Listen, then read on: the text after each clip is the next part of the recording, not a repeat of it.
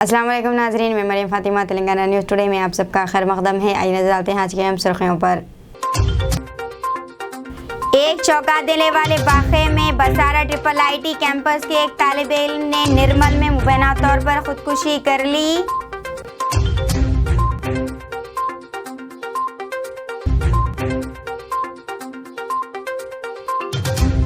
निजामाबाद जिले के लिए मुख्तस करदा सब्सिडी लोन के कोटे में इजाफा किया जाए। समीर अहमद कायद बीआरएस की स्पीकर असेंबली से नुमाइंदगी।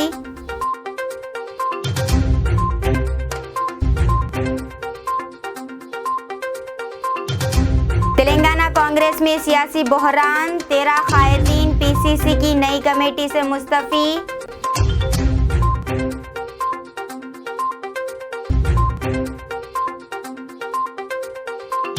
महबूबनगर जिले में 7 गाड़ियों के टकरा जाने से 10 अफराद हुए जख्मी।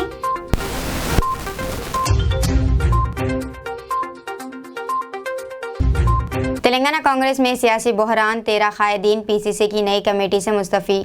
तेलंगाना कांग्रेस में सियासी बहरान मजीद शिद्दत अख्तियार कर गया है। तेलुगु देशम से कांग्रेस में शामिल होने वाले 13 कायदीन ने पीसीसी की नई कमेटी में दिए गए ओहदों से इस्तीफ़ा दे दिया है। पार्टी ओहदे से मुस्तफ़ी होने वालों की फहरिस्त में वैम नरेंद्र रेड्डी पीईसी मेंबर, रुकने असेंबली सत्य का पीईसी मेंबर विजय रमना राव, टीपीसीसी नायब सदर डोमंती राव सांबिया, टीपीसीसी नायब सदर विजरेश यादव, टीपीसीसी नायब सदर शामिल है। Charukonda Venkatesh TPCC general secretary, Satu Mallesh TPCC general secretary, Shashikala Yadav Reddy TPCC general secretary, Chaluka Madhusudan Reddy TPCC general secretary, Subhash Reddy general secretary, Kamula Satyanarayana DCC सदर करीमनगर, इन सभी ने अपना इस्तीफ़ा तेलंगाना कांग्रेस उमूर के इंचार्ज मनिकम टैगोर को रवाना किया। लेकिन खबर जिक्र है कि कांग्रेस पार्टी के ओहदों से इस्तीफ़ा देने वाले पार्टी से इस्तीफ़ा नहीं दिया। इनका कहना है कि वो ओहदों के बगैर भी पार्टी के लिए काम करने तैयार है। गुज़िश्ता रोज़ से CLP कायद भट्टी विक्रमार्का की क़यामगाह पर कांग्रेस के सीनियर कायदीन ने इजलास मुनक़िद करते हुए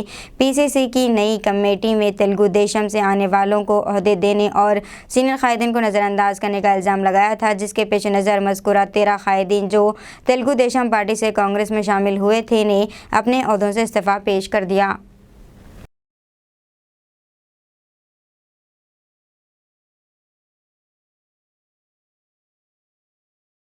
भारत राष्ट्र समिति के MLA पायलट रोहित रेड्डी पीर को इन्फोर्समेंट डायरेक्टरेट के सामने पेश होंगे। IT की इत्तला है कि ID ने बेंगलुरु मंशियात के मामले में पूछगछ के लिए BRS MLA को नोटिस भेजा है।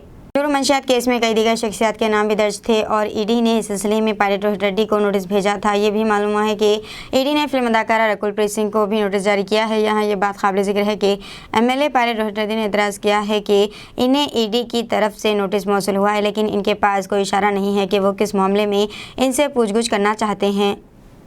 నాకు ఇచ్చిన నోటీసుల మేరకు మరి నేను పొద్దున నా పిఏ ద్వారా నాకు కొంచెం టైం కావాలి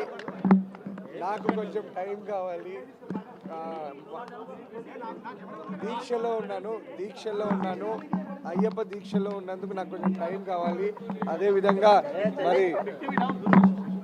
అదేవిధంగా మరి ఈ ఏఎక్స్ కేసుకి సంబంధించిన వివరాలు కూడా మీకు తెలియజేయబరచలేదు. అది తెలియజేయబరిస్తే మరి ఆ డీటెయిల్స్ తీసుకొని నేను వస్తాను. నాకు 31st వరకు టైం కావాలని నేను అడగడం జరిగింది. అయితే దాన్ని వాళ్ళు నిరాకరించి ఈరోజు ఎట్టి పరిస్థితుల్లో మీరు అటెండ్ అవ్వాలి అని చెప్పడము, మరి నేను ఒక లా అబైడింగ్ సిటిజన్గా మరి చట్టం అంటే ఒక విలువ ఇచ్చి మరి నేను ఇప్పుడు ఎంక్వైరీకి హాజరవుదామనే ఉద్దేశంతో నేను ఇక్కడికి రావడం జరిగింది. మరి లోపలికి వెళ్ళే వరకు నాకు అది ఏం కేసో తెలీదు, ఎందుకు పిలిచినారో తెలీదు. కాబట్టి నేను ఇంతకంటే ఎక్కువ వివరాలు ఇప్పుడు చెప్పలేను. నేను లోపలికి వెళ్ళి వచ్చిన తర్వాత మళ్ళీ మిగతా వివరాలు తెలియజేస్తాను. అసలు నన్ను ఎందుకు పిలిచిరో తెలీదు, నేను లోపలికి పోతే కానీ నాకు ఐడియా లేదు. అది తెలుసుకోవడానికే పొద్దున నేను ఒక లెటర్ పంపించాను.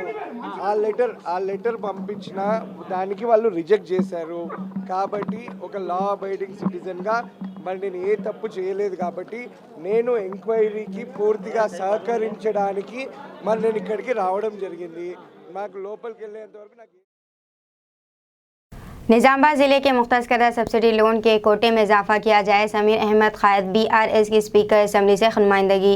समीर अहमद हरकयात क़ायद BRS पार्टी ज़िले निज़ामाबाद ने स्पीकर असम्बली पोचाराम श्रीनिवास रेड्डी की आज निज़ामाबाद आमद के मौके पर इनसे मुलाकात करते हुए निज़ामाबाद ज़िले के लिए मुख्तस करदा सब्सिडी लोन के कोटे में इजाफा करने के सिलसिले में नुमाइंदगी की। समीर अहमद निज़ामाबाद ज़िले के लिए सब्सिडी लोन के मुख्तस करदा अलग अलग ज़मरे के आदाद व शुमार का इंकशाफ करते हुए बताया है कि सारे ज़िले के लिए 1 लाख रुपये खर्च के लिए 227 इस्तेफ़ादा कुनंदगान का कोटा मुख्तस किया गया, जबकि 2 लाख रुपये खर्च के लिए 97 इस्तेफ़ादा कुनंदगान का कोटा मुख्तस किया गया है, जो नाकाफ़ी है। इन्होंने कहा है कि निज़ामाबाद ज़िले के 6 हल्का असम्बली जात निज़ामाबाद, अर्बन निज़ामाबाद, रूरल बुरहान आरमूर, बालकुंडा के बशमूल बांसवाड़ा हल्का असम्बली के 5 मंडल सब्सिडी खर्चात के कोटे में शामिल है। समीर अहमद ने कहा है कि हुकूमत तेलंगाना की जानिब से मुस्लिम अक़लियती तबक़े की फलाह व बहबूद के लिए कई काबिल ज़िक्र स्कीमात पर अमल आवरी की जा रही है, जिससे मुस्लिम अक़लियत मुतमईन हैं, लेकिन सब्सिडी खर्चात के लिए खलील कोटा मुख्तस किए जाने से कसीर तादाद में पाए जाने वाले अक़लियती इस्तेफ़ादा कुनंदगान में तशवीश पाई जाती है। लिहाजा इस तशवीश को दूर करने के लिए इस्तेफ़ादा कुनंदगान के कोटे की तादाद में इजाफा किया जाए। स्पीकर असम्बली पोचाराम श्रीनिवास रेड्डी ने समीर अहमद को तयख़ुन दिया है कि वज़ीर अक़लियती बहबूद के ईश्वर और प्रिंसिपल सेक्रेटरी अक़लियती बहबूद अहमद नदीम से बात करते हुए निज़ामाबाद ज़िले के लिए मुख्तस कर्जा सब्सिडी कोटे के इस्तेफ़ादा कुनंदगान की तादाद में इजाफे को यकीनी बनाएंगे। इस मौके पर समीर अहमद के हमरा अकबर नवाज उद्दीन और दीगर मौजूद थे।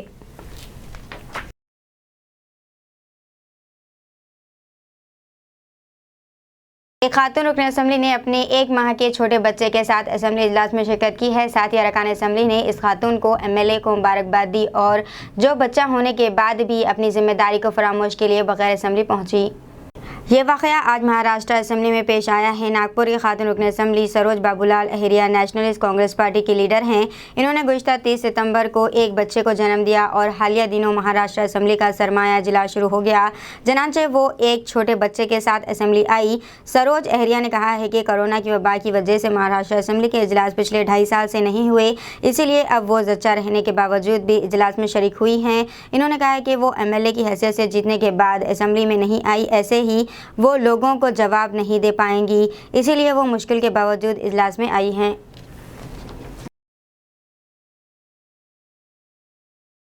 कर्नाटक असम्बली हॉल में हिंदुत्व के नज़रिए से सावरकर की तस्वीर लगा दी गई है। कर्नाटक असम्बली हॉल में विनायक दामोदर सावरकर की तस्वीर लगाए जाने के बाद तनाज़ा पैदा हो गया है। इस मामले में कांग्रेस का कहना है कि ऐसा करने से पहले हुकूमत को सबको एतमाद में लेना चाहिए था। कर्नाटक कांग्रेस कमेटी के PCC के सदर DK शिव कुमार ने कहा है कि इनकी पार्टी सिर्फ गांधी और अंबेडकर का एहतराम करेगी। साथ ही भारतीय जनता पार्टी के लीडर मालविका अविनाश ने कहा है कि सावरकर एक मिसाली और आज़ादी पसंद थे, जिन्हें मुल्क को याद रखना चाहिए। इन्होंने ये भी कहा है कि कांग्रेस हालिया वाक़यात से खौफज़दा है। हिंदुत्व के नज़रिए से सावरकर की तस्वीर पर स्पीकर की कुर्सी के बाएं जानिब रखी गई है।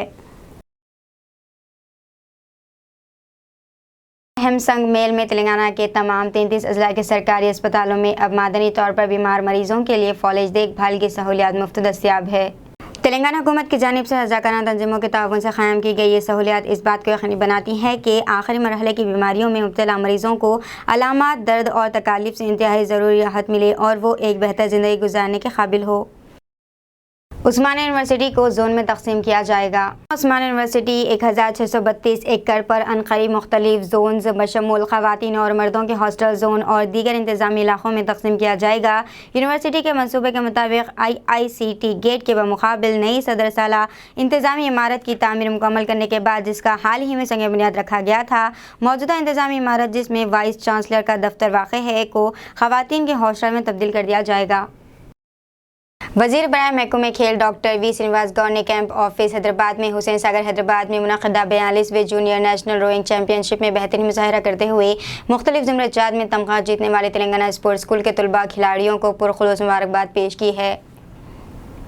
इस मौके पर रियासती वज़ीर डॉक्टर V श्रीनिवास गौड़ ने खिलाड़ियों से तबादला ख्याल किया और स्पोर्ट्स स्कूल में खिलाड़ियों को पेश किए जाने वाले मेन्यू की तफसीलात हासिल की और साथ ही हुकूमत तेलंगाना के CM KCR की जानिब से शोबा खेल और खिलाड़ियों की तरक्की व फलाह के लिए किए गए इक़दामात व प्रोग्रामों से तलबा को रोशनाइज करवाया। वज़ीर मौसूफ़ ने महकमे खेल तेलंगाना की जानिब से तेलंगाना स्पोर्ट्स स्कूल के तलबा को हर मुमकिन ताउन फराहम करने का तयक़ुन दिया ताकि रियासत तेलंगाना की साख को कौमी और बैनुल-अक़वामी सतह पर बरकरार रखा जा सके। इस मौके पर sports school OSD doctor Hari Krishna Dronacharya, award याफ्ता मशहूर coach Ismail Baig, sports officer RK Bose व दीगर मौजूद थे।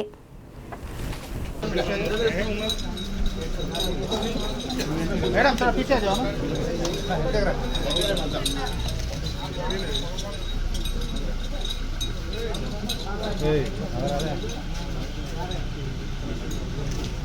भैया कुछ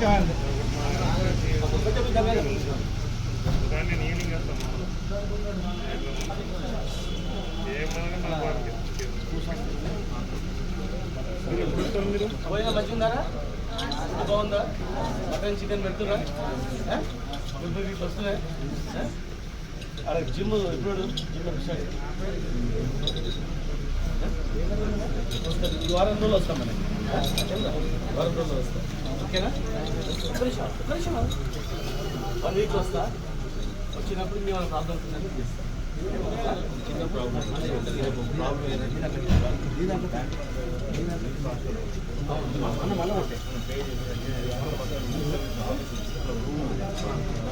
చేస్తాం రేపే చేస్తారు లెటర్ పెట్టి సిఎస్ గారు మన ట్యాంక్ బండ్ దగ్గర మన బిల్డింగ్ ఉంది వీళ్ళకి ఒకటి మనం అలర్ట్ చేద్దాం సేలింగ్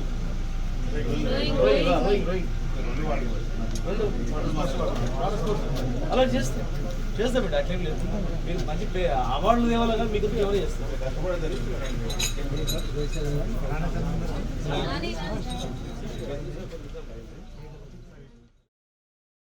मी सेवा में इनकम सर्टिफिकेट्स ऑनलाइन करवाने की फीस सिर्फ 45 रुपये है। चारमीनार डिप्टी तहसीलदार मोहम्मद आसिफ खान का बयान। आइए देखते हैं हमारे नुमाइंदे सैयद तौफीक अहमद की रिपोर्ट।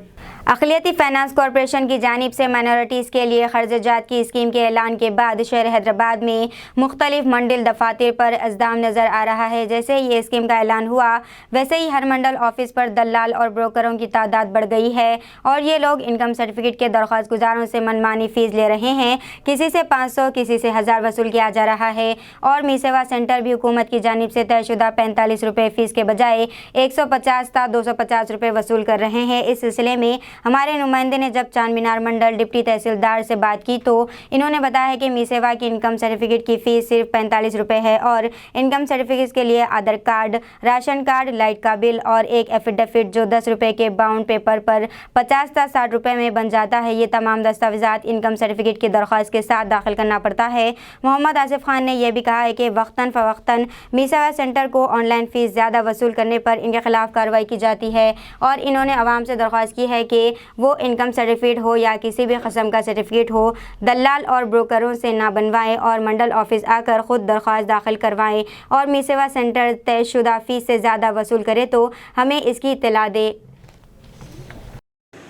नाज़रीन अस्सलाम वालेकुम। तेलंगाना न्यूज़ टुडे में आपका खैर मक़दम है। आइए इस वक्त हम जो है चारमीनार मंडल ऑफिस के ऊपर है जहाँ पर डिप्टी MRO जनाब मोहम्मद आसिफ खान के साथ हम बात करने की कोशिश कर रहे हैं। इसकी वजह यह है कि आए दिन जिस तरीके के इनकम सर्टिफिकेट के जो धानिया शहर के अंदर चल रहे हैं उसको देखते हुए इसका तरीक़ेकार क्या है, आइए इनसे हम जानने की कोशिश करें। आसिफ साहब, सबसे पहले तो आपको तेलंगाना न्यूज़ टुडे में खैर मक़दम है। ये जो मी सेवा के ज़रिए जो ऑनलाइन दरख्वास्तें जो ले रहे हैं इनकम सर्टिफिकेट के लिए, इसका तरीक़ेकार क्या है, किस तरीके से आप तक फॉर्म भेजना? इसके लिए पहले तो अपने को एक फ़ाइल ऑनलाइन कराना पड़ेगा। जो मी सेवा की फ़ीस है 45 रुपीज़ जो ऑनलाइन करते हैं उन्होंने, इसके लिए उनके पास एप्लीकेशन फॉर्म रहता है जो मैं आपको बता रहा हूँ। इसके अंदर ये 45 रुपीज़ ये फ़ीस भी है और एक एप्लीकेशन फॉर्म रहता है। उसके ऊपर अपना डिटेल लिख के सिग्नेचर ऑफ द एप्लीकेंट का ले लिए बाद एक सिर्फ इनकम डिक्लेरेशन फॉर्म बोल के रहता है। ये तो लगा दिया सारे डॉक्यूमेंट्स पूरे मी सेवा पे, ये मी सेवा पे मिल जाएगी आपको 2 पेपर। रहा सवाल अब जो एजुकेशन पर्पस है, जो जिसके पास बोनाफाइड्स वगैरह रहते हैं उनको सेल्फ डिक्लेरेशन लेते हैं हम, पेरेंट्स का सिग्नेचर, स्टूडेंट का सिग्नेचर। अब ये लिहाजा ये लोन के वास्ते निकला है, इसको जस्ट एक 10 रुपीज़ बॉन्ड पेपर पे एफिडेविट सिंपली ये काम करते हम। ये माइनॉरिटी लोन के लिए पर्पस के लिए हम ये सर्टिफिकेट होना है हमारे को, इसके लिए अपने एक 10 रुपीज़ के बॉन्ड पेपर पे एफिडेविट बनाना है जो आपको कोई भी क्या है अपने एडवोकेट्स के पास बन जाएगा। मैं समझता हूँ अप्रॉक्सीमेटली 50-60 रुपये का इसको एक खर्चा बैठता है, बस उससे ज़्यादा नहीं रहता है। उसके साथ एक आधार कार्ड और राशन कार्ड। अगर किसी के पास राशन कार्ड नहीं है तो राशन कार्ड नहीं है तो हम तो इनकम सर्टिफिकेट तो देते हैं उनको कि इंक्वायरी करके देते हैं। एरिया रेवेन्यू इंस्पेक्टर आ रही जाके वेरीफाई करते हैं इन वाकई क्या काम कर रहे हैं, इनका मंथली इनकम कितना है, वो इनकम देख के जो है सो हम जो है सो हमारे पास से इनकम सर्टिफिकेट तो इशू हो जाता है। आए दिन हमारे को कई ऐसे कॉल्स आते हैं कि मी सेवा के ऊपर कहीं 1000 रुपये गुजरे, कहीं 1200 गुजरे। एक बार आप लोग मी सेवा के ऊपर भी आप लोग जाके थोड़ा वेरीफाई करना ना। हम मी सेवा वालों को बार बार बुलाते भी हैं, हम लोग उनसे इंटरव्यू वो भी लेते हैं, मीटिंग भी करते हैं कि देखो भाई आपके नाम से अगर कंप्लेंट आ गया तो हम हायर अथॉरिटी को हम इन्फॉर्म कर देंगे, कंप्लेंट कर देंगे कि आप मी सेवा पे जो है सो आप ज़्यादा पैसे ले रहे कर रहे बोल के ऐसा कुछ कंप्लेंट आए तो हम बराबर आपके ऊपर एक्शन लेते बोल के उनको हम एक मीटिंग रख के भी हम लोग बोलते हैं। अब हमारे एरिया में तो पीसफुल चल रहा, कई ऐसे एरियाओं से हमको हाँ, कॉल्स दूसरी आए बात हैं है, यहाँ पर कहीं भी 1000 रुपये गुजरे, कहीं 2000 अब गुजरे। यहाँ के जो मी सेवा वाले हैं अपने पास अपने हिसाब से ही काम चला रहे हैं लोग। तो ये फॉर्म आपके पास मंडल ऑफिस पे तो अवेलेबल नहीं नहीं? मन्ना पे नहीं, मी सेवा पे रहता है ये फॉर्म मी सेवा पे। एप्लीकेशन। ये जो दरखास्त डालने का है इसमें लेडीज़ जेंट्स ऐसा कुछ भी एज लिमिट तो खैर उन्होंने बता दिया। एज लिमिट जो है सो इसमें 21 साल से 55 साल तक है। इसमें जो है सो लेडीज़ भी डाल सकते हैं, जेंट्स भी डाल सकते हैं, क्योंकि इसमें क्या है टेलरिंग के है, ब्यूटिशियन के है, किराना स्टोर है, ऐसा मुख्तलिफ किस्म के लोन है जो लेडीज़ भी घर बैठे टेलरिंग कर सकती है, उन्होंने ब्यूटिशियन है वो लोग भी डाल सकते हैं। 21 ईयर से 55 ईयर्स एज जो मैंडेटरी वाले इसको वो रखे सो है एज लिमिट। चल नादरीन, ये थे डिप्टी MRO आसिफ खान साहब। इन्होंने काफ़ी तफसीलात आवाम तक बताई है। मैं मेरे साथी आदिल के साथ, तेलंगाना न्यूज़ टुडे, हैदराबाद। साइबराबाद के डिप्टी पुलिस कमिश्नर मोहतरमा शिल्पा वाली ने निज़ामपेट रोड पर वाक़ संक्रामत्री स्कूल में स्कूल सेफ्टी क्लब के नाम से प्रोग्राम का आगाज़ किया है। इस मौके पर DCP ने कहा है कि स्कूल के अंदर और बाहर क्या एहतियात करनी चाहिए, साइबर फ्रॉड के ख़िलाफ़ क्या एहतियात करनी चाहिए, समाज में धोखाधड़ी, बच्चों के ख़िलाफ़ जिस्मानी और जहनी धोखाधड़ी पैदा की गई। इसमें स्कूल के तलबा, प्रिंसिपल, कुकटपल्ली के ACP चंद्रशेखर ने हिस्सा लिया।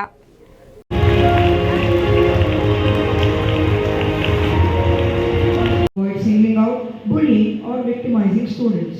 Report and solve the issues. On behalf of the group, we promise to fulfill our responsibility. Dhulapalli में MLA मैनामपल्ली की रिहाइशगाह पर हुक्मरान पार्टी के कई MLAs ने मीटिंग की। इस मौके पर अरिकापोडी, गांधी, विवेकानंद, गौड़, माधुरम, कृष्णा राव, बेटी सुभाष रेड्डी इजलास में शिरकत की।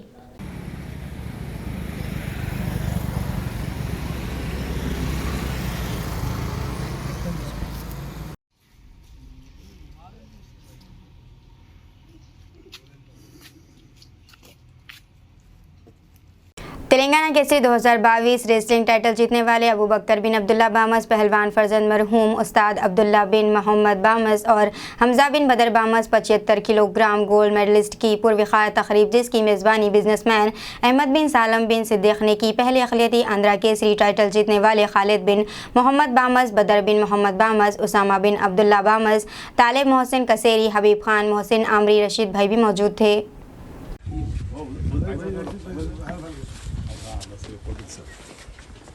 चलिए आप एक पिनाइए, मैं इधर पिला तो ना आप एक आइए आइए आओ ना हमारे कहाँ है और एक और हम लाओ लीजिए अकबर भाई चल अकबर भाई एक आप पहनाइए। आइए आइए अकबर भाई इधर आइए बदल जॉइंट कमिश्नर साहब इधर इधर इनको बाबा भाई हाँ मेन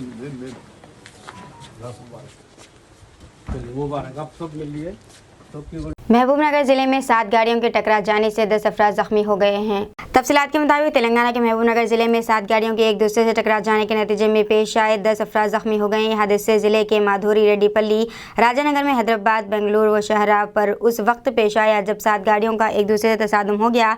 जराये के मुताबिक DCM वैन के ड्राइवर, जिसने मरम्मत किए जाने वाले पुल पर इंतबाही बोर्ड को नहीं देखा, अचानक ब्रेक लगा दिया, जिसके सबब प्राइवेट ट्रैवल्स की बस के साथ साथ वैन और दीगर जुमला 7 गाड़ियां भी इस वैन से मुतसादिम हो गई। जरा के मुताबिक 10 अफराद इस हादसे में ज़ख्मी हो गए, जिनको इलाज के लिए अस्पताल मुंतकिल किया गया है।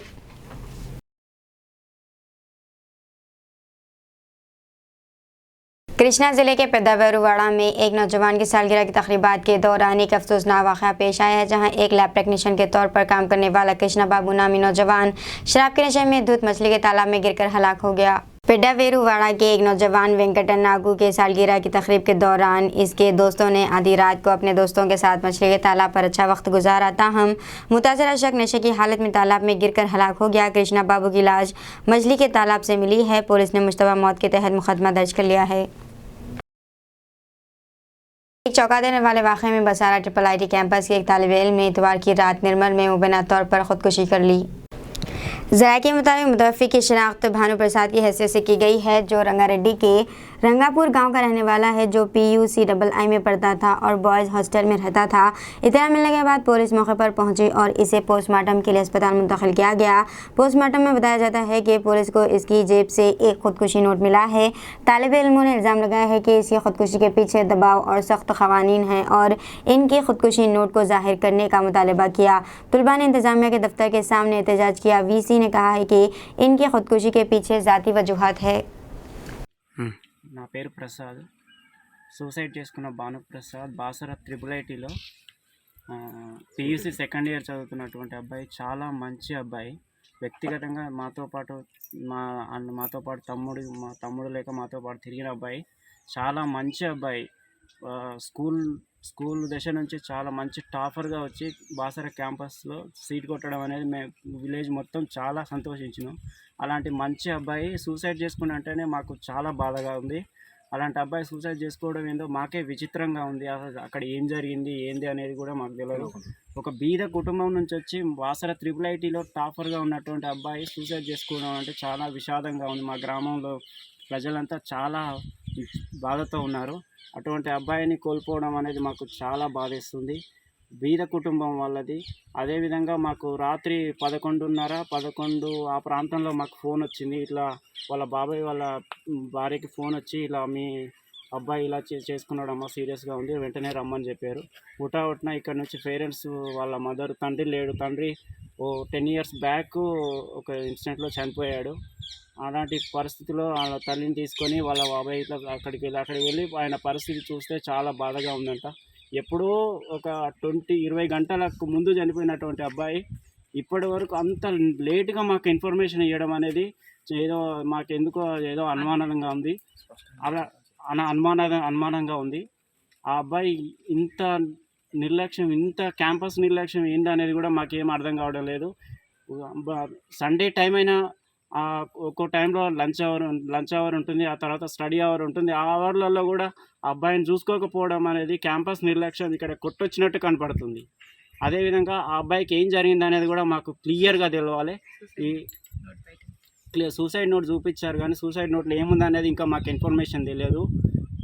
ఆ అబ్బాయి చాలా మంచి అబ్బాయి. ఇలాంటి పరిస్థితి చేసుకుంటారనే మేము నమ్మలేకపోతున్నాం. అసలు ఆ అబ్బాయి ఏందనేది విషయాలన్నిటి పూర్తిగా మాకు తెలవాలి. మాది రంగాపూర్ మంచాల్ మండల్, రంగారెడ్డి జిల్లా. చాలా మా గ్రామంలోని ప్రజలంతా విషాదంతో చాలా బాధపడుతున్నటువంటి పరిస్థితి. ఈ విషయంలో మాత్రం క్యాంపస్ నిర్లక్ష్యం కొట్టొచ్చినట్టు కనబడుతుంది. ఆ అబ్బాయి అంత టైంలో అంత బాడీ మొత్తం అంత కొలాప్స్కి వచ్చిందంటే క్యాంపస్ ఏం చేస్తుంది? అక్కడ క్యాంపస్ కాదు ఏం చేస్తుంది? అలా విధంగా గవర్నమెంట్ ఏం చేస్తుంది? ఒక 4 నెలల కాలంలో 4 నెలలు 2 స్టూడెంట్స్ చనిపోయారంటే క్యాంపస్ ఏం చేస్తుంది? విద్యాశాఖ మంత్రి ఏం చేస్తున్నాడు? ఇదేంది చంద్రశేఖరరావు ఏం చేస్తున్నాడు? విద్యాశాఖ గాలికి వదిలేసి ఇంత నిర్లక్ష్యంగా ప్రవర్తిస్తున్నాడంటే చాలా. आतिफा बेगम ने अपने बेटे की बीवी के साथ जिनसी ज़्यादती करने वाले अपने चचा ससुर के खिलाफ कार्रवाई के लिए रियासती इंसानी हुकूक कमीशन से शिकायत की है। हैदराबाद के गोलकुंडा रिसाला बाजार के खालिद हामिद ने अपने बेटे शोएब की शादी अपने रिश्तेदार की बेटी आतिफा बेगम से की थी। शादी के बाद से ही आतिफा बेगम के ससुरे और चचा खालिद हामिद अपनी बहू के साथ जुनून में मुब्तला, अक्सर जिनसी तौर पर हरासा मुतासरा आतिफा बेगम ह्यूमन राइट्स कमीशन के चेयरमैन के पास शिकायत की है कि पुलिस ने इसके चचा के खिलाफ कोई कार्रवाई नहीं की, जिन्होंने इसके शोहर को बताया है कि वो इसे हरासा कर रहा है और इसकी शिकायत मुकामी गोलकुंडा पुलिस से की है। इसने कहा है कि इसने इसके चचा के खिलाफ कोई कार्रवाई नहीं की। 2 बेटियां और इसका शौहर अक्सर इसे हरासा करता है और जान से मारने की धमकियां देता है। मदा अलिया कमीशन से मुलजमान के खिलाफ कार्रवाई की दरख्वास्त की है। मुतासरा ने बताया कि इन्हें उम्मीद है कि ह्यूमन राइट्स कमीशन इनके खिलाफ कार्रवाई करेगा। आतिफा बेगम, मुतासरा और इनके वकील ने शरीनाद मीडिया से बात किया और तफसीलात बताई। बेगम है, मेरी शादी 2020 Feb 1 को हुई। Feb 1 को तो मेरे ससुराल वाले थे तो बहुत टॉर्चर करे। मेरे हस्बैंड का नाम मोहम्मद शोएब अहमद है। मेरे ससुराल टॉर्चर करे, शादी के दिन से टॉर्चर करे मेरे को। फिर टॉर्चर के बाद भी मैं ये तो लड़की सहती है। फिर इसके बाद जैसे मेरे ससुर मेरे साथ बदतमीजी करे, मेरे साथ मिसबिहेव करे, मेरे साथ डिजिटल टच करे, फिंगर डिजिटल टच फिंगर नहीं, और बहुत तकलीफ दी। और मेरे को धमकाए कि अगर मैं किसी को बोली तो फिर मेरे को जान से मार देते बोले मेरे ससुर। और किसी को ना बोले क्यों, मतलब मेरी 2 बेटियां हैं, एक छोटी बेटी है 7 महीने की है और एक 18 महीने की है। 2 बेटियां हैं। मेरे को धमकाए कि अगर तुम किसी को बोलेंगे तो तुम्हारी ज़िंदगी ख़राब कर दूंगा मैं, तो मेरे साथ ये हरकत करो, मैं हर ख्वाहिश पूरी कर दूँ तुम्हारी, बोल के मेरे को धमकाए, डराए मेरे को, ये चीज़ बोले मेरे को। फिर मैं केस करी, गोलकुंडा पुलिस स्टेशन में केस करी, अगस्त में करी। तो वहाँ के पुलिस वाले लिखे मैं मतलब बयान पर, उन लोग ना उतना बयान नहीं लिखे, जो जितना बयान मैं दी उतना नहीं लिखे उन लोगों ने। उनके ऊपर केस भी ना हुआ इतना जितना मैं बोली सो, छोटा सा लिखे उन लोग पुलिस वाले वहाँ।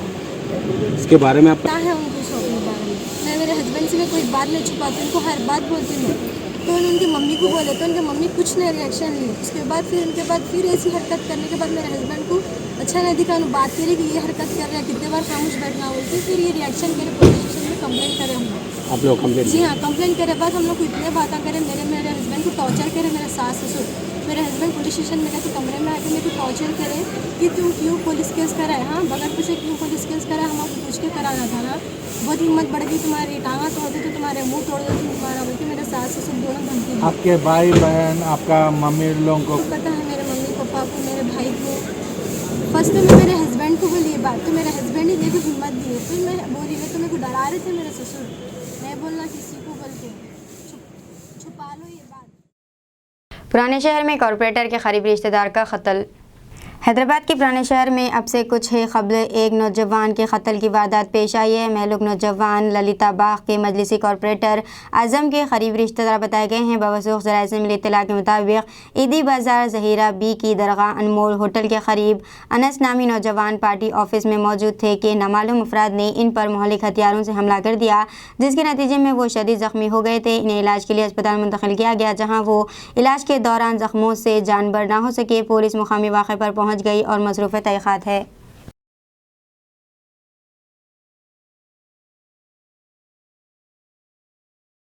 दीजिए नाज़रीन, मैंने फातिमा आज़ाद, मिलते हैं अगले न्यूज़ बुलेटिन में, तब तक देखते रहिए तेलंगाना न्यूज़ टुडे।